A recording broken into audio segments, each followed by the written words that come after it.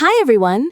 Welcome to our special English learning podcast. Hello, everyone. We are so happy you're here with us today. How are you all doing? Welcome back to our little chat where we make learning English easy and fun. We're thrilled to have you join us. Today's topic is something truly essential for every English learner, introducing yourself. It's such a foundational skill. This is one of the most important English skills you'll ever master, honestly. We all do it constantly in real-life situations. Whether you're meeting a new friend, attending an important job interview, joining a class, traveling to a new country, or speaking online, introducing yourself is something we all do often. Exactly. It's how connections begin, how you start conversations, and how you open up a whole new world of communication. Let's get started and dive right into making your English introductions natural, confident, and absolutely memorable. We've got some great tips coming up. So, why do you both think introducing yourself is such a big deal, especially for English learners? It's more than just saying your name. It's absolutely huge. It's your very first chance to connect with someone new, right? You really want to make that crucial first impression count. No way around it. Exactly. And it truly sets the tone for everything that follows in the conversation. If you stumble a little, you might feel less confident later, which isn't a good start. Totally. Think of it like opening a brand new door to exciting friendships or important opportunities. You definitely don't want to keep that door closed just because of shyness. Good point. Imagine missing out on a truly great new friend or a cool new experience just because you were a little too shy to say hello. It really happens, you know? Seriously. It's also about showing respect and acknowledging the other person. Introducing yourself is a foundational skill for real communication. Wouldn't you agree with that wholeheartedly? So, what's the very first thing we usually say when meeting someone new for the first time? Obvious, but still super important, right? Your name, of course. You start with, "Hi, I'm..." It sounds incredibly simple, but some people genuinely worry about their name's pronunciation in English, you know? Oh, really? Like, if your name is very common in your home country, but maybe not so easy for English speakers to pronounce correctly the first time. That can be tough. Exactly. I've personally had to say my name slowly or even spell it out letter by letter for people before. It's perfectly okay to do that, so please don't worry at all. Good point. Saying it's spelled S-A-R-A-H, for example, is super helpful and makes things clear. And then usually, where are you from comes right after, wouldn't you say? Oh, definitely. That's a classic icebreaker for sure. You can say, "I'm from Brazil," or "I grew up in Japan." It's such an easy and natural opener for conversation. It's always interesting how people react to that. Sometimes they know a lot about your country, or sometimes they know absolutely nothing at all. It's a fun surprise. Exactly. Then you get a fantastic chance to tell them something cool and unique about your home country or culture. That's awesome and leads into other topics so naturally. Right. Like if you're from Korea, they might immediately ask about delicious Korean food or the latest K-pop. What about your job or studies after that? Yeah. After finding out where are you from, people often ask, "What do you do?" or "Are you a student?" It comes up naturally in friendly conversation, right?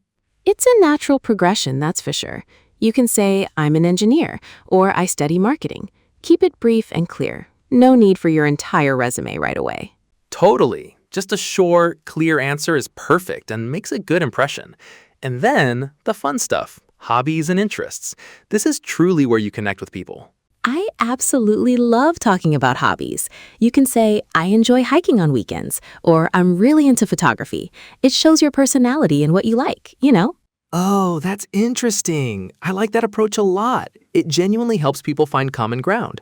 Oh, me too. I love hiking. That's so cool. Exactly. It creates an instant bond and makes the conversation flow easily.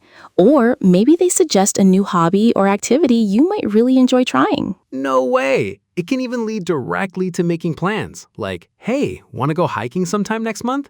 That's amazing and productive for making new friends. Yeah, it definitely can. And that's a wonderful outcome. And family, is that something you introduce right away, or is it more for later in the conversation? Usually not right away, no. Maybe if the conversation continues for a little bit, it can come up quite naturally, as you get to know each other better. That's true. Saying "I have two sisters" or "my parents live in a small town" is not the very first sentence you should use. That would be a bit much. Yeah, definitely not in the first 30 seconds. It's more of a deeper, personal conversation topic for when you've built a bit of rapport and trust. What about goals and dreams? Is sharing those too much for a first introduction with someone new? That feels a bit intense sometimes. For a very casual introduction, probably yes, it can be too much. But if it's a networking event, sharing a career goal might be very relevant and helpful there. Good point. Context matters so much with these things. I hope to start my own business someday could definitely be relevant in the right professional setting, right? Exactly. It shows ambition and drive when appropriate. But for general, everyday introductions, typically stick to the basics first, wouldn't you say? Keep it light. So, thinking about meeting people from different countries, are there distinct cultural differences in introductions we should definitely know about? Oh, absolutely. In some cultures, direct eye contact is super important and friendly. In others, it might be seen as disrespectful, you know? It's tricky but important. Wow, that's a seriously good thing to remember for global communication. You definitely don't want to accidentally offend someone during a first meeting. Exactly. And personal space, too, varies a lot, too. Some cultures stand closer when talking, others prefer more distance. It's truly fascinating how it varies globally. That's interesting. I remember in Japan, a slight bow is common, even when accompanied by a handshake. It's a respectful gesture there. Right? And asking about someone's family very early can be totally normal in some places, but too personal in others.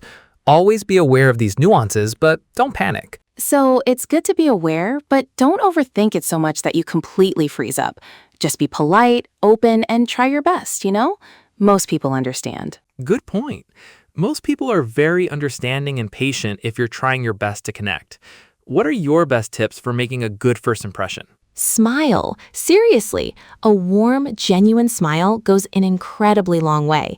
It makes you instantly seem approachable and friendly right away, which is key. I totally agree with that. And clear pronunciation. Even if your accent is strong, just try your absolute best to be understood, you know?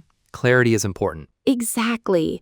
Don't mumble your words. Speak up a little and articulate clearly.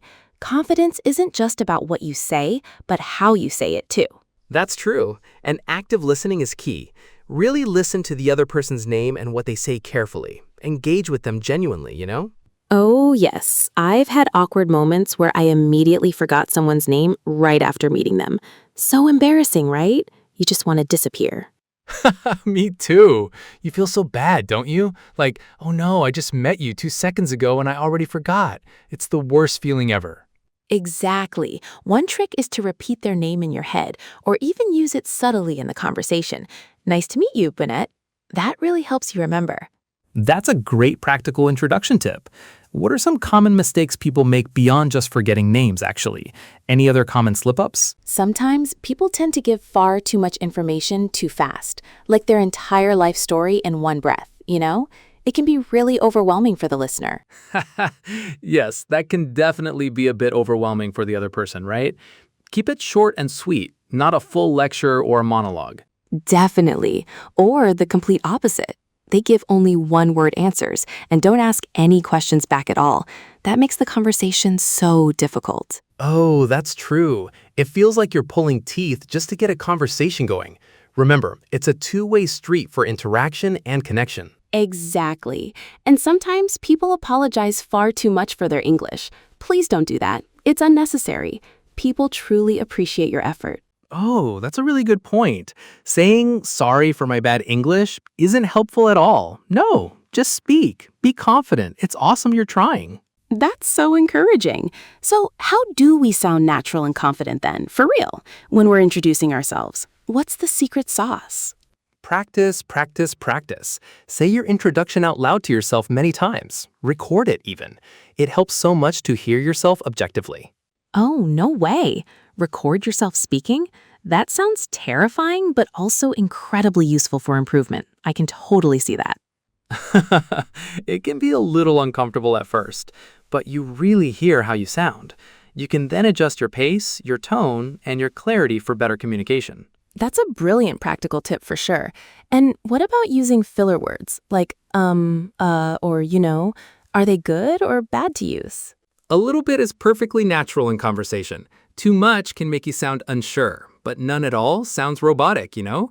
Find a good balance in your speech. So a little bit of or you know helps make it feel spontaneous and real, not like you're reading from a script or a textbook. Exactly. It's an inherent part of natural speech. Don't try to eliminate them entirely, just control them a bit so they don't dominate your conversation. Okay, so you've introduced yourself and it went great. Now what? How do you keep the conversation going smoothly after that first meeting? Ask open-ended questions, not just simple yes or no questions. For example, what do you like about your job?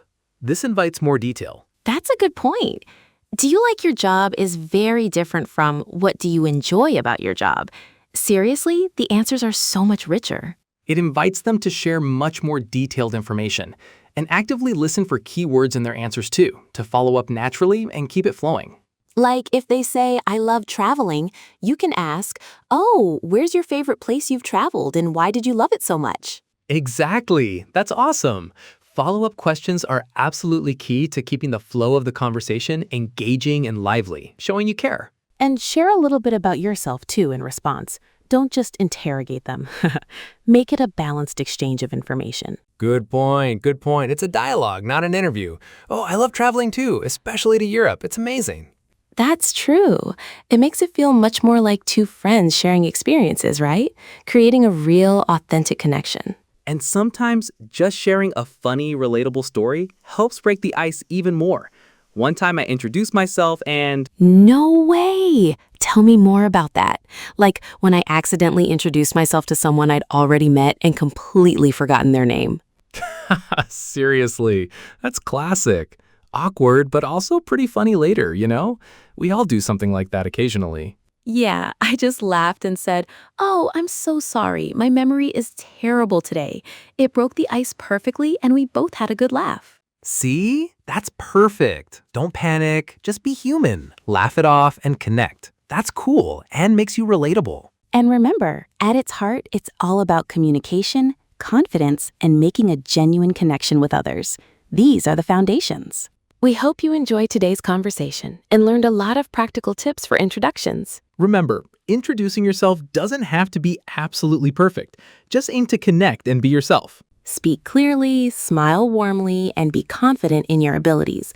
Those are truly the most important things. Tell us in the comments. What's your name? Where are you from? What are your hobbies? We'd love to hear from you. If you enjoyed this conversation, please like, comment, and subscribe for more.